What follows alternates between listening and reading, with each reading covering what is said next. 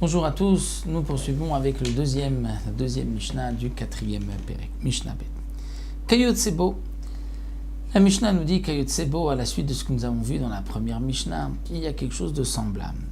C'est-à-dire lorsqu'on est dans un endroit où l'habitude est différente de l'endroit où on se rend. Hamolir perot shvit makom shekalu li makom shelokalu. Alors comme nous le savons, les fruits de la Shemitah, nous avons le droit, donc la 7e année, nous ne devons pas travailler la terre, mais on pourra manger les fruits de la terre. Bien sûr, en Eretz Israël, en terre d'Israël. On pourra manger les fruits, mais il y a une condition. C'est-à-dire, je ne pourrai manger des fruits que tant qu'il y a les mêmes fruits dans les champs. C'est-à-dire qu'on apprend d'un passouk que tant que la bête sauvage aura de quoi manger dans les champs, de cette variété de fruits, de cette sorte de fruits, tu peux toi aussi manger ces fruits. Dès qu'il n'y en a plus dans les champs pour les bêtes, là tu n'as plus le droit toi d'en manger, c'est ce qu'on appelle le biour. Le biour des fruits de Shemitah. Donc biour, on peut entendre les brûler, les anéantir, les exterminer. C'est vrai que c'est l'explication du Rambam, d'être mevaer tout, mais d'autres rishonim pensent que non.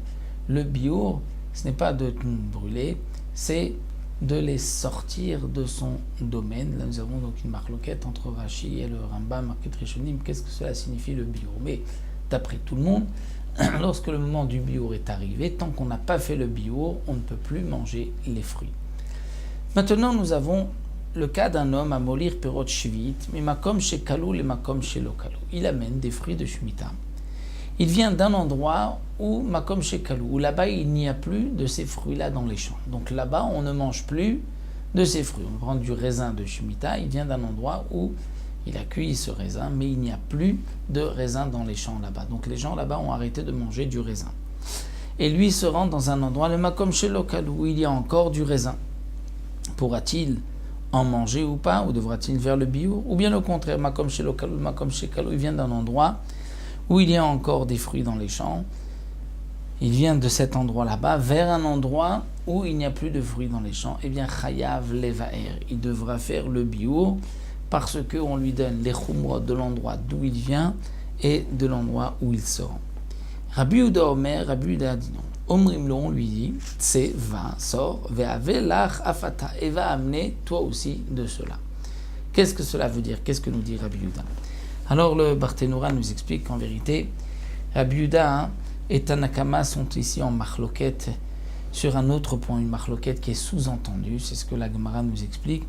C'est dans le cas où quelqu'un va mettre en conserve 3 légumes différents d'année de la Shemitah, mais ces légumes-là ont un moment de biour différent. C'est-à-dire que pour un premier légume, il n'y en a déjà plus dans les champs, alors que pour le deuxième, il y en a encore dans les champs.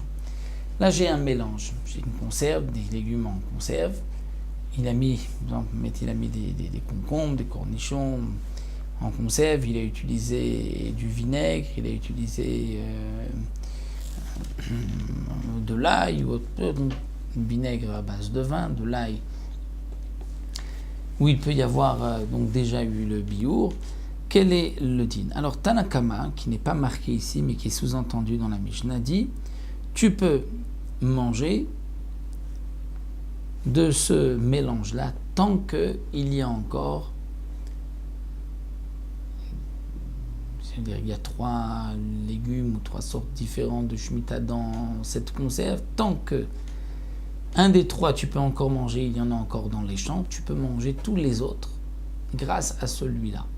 Même si il n'y a déjà plus une variété dans les champs, donc on pourrait dire ceci tu ne le manges pas, tu manges le reste. Non, pour Tanakama tu as le droit de tout manger, puisqu'il y a au moins une de ces sortes-là qui est ici mélangée, où il reste encore dans les champs. Rabbi Yehuda n'est pas d'accord. Rabbi Yehuda dit non, c'est-à-dire on va te dire va, amène-moi de cette espèce. Si tu m'amènes de cette espèce, il y a encore dans les champs, tu pourras en manger. Sinon, mange ce qui reste encore dans les champs, mais ne mange pas de l'espèce, il n'y en a plus dans les champs. Ça, c'est donc la marloquette que nous voyons ici entre Rabbi Yehuda et Tanakama. Donc la Mishnah nous a parlé aussi donc, de quelqu'un qui vient d'un endroit où il y a déjà eu le biour, un endroit où il n'y a pas eu le biour, ou inversement. Et donc à la suite de la première Mishnah, on vient d'un endroit où il y avait le minag de ne pas travailler vers l'endroit où on travaille, la veille de Pessah ou le contraire.